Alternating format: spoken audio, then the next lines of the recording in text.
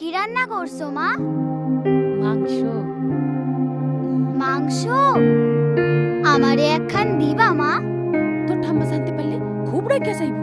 কি আমার জামাই জন্য আনা মাংস তুমি ওরে দিয়ে দিলা? না না মা, আমি ওরে দেই নাই। মনে আছে তো আজকে বাড়িতে মেহমান আসবো।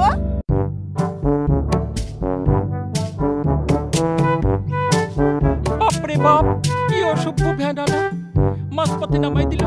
এখন হাইটটা হাইটটা আমার মাজার একেবারে দফানো। ঠাম্মা শুধু আমাদের অমন কেন করে? ঠাম্মা খুব খারাপ মানুষ। সীমা অমন করে বলে না, মুরব্বি হয় না। এ কি করছেন জামাই?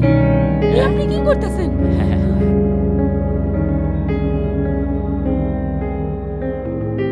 মা, আমি চুরি করতে যাইনি, আমি শুধু পড়ে দেখেছিলাম। তুই ওদের ঘরে কেন ঢুকলি?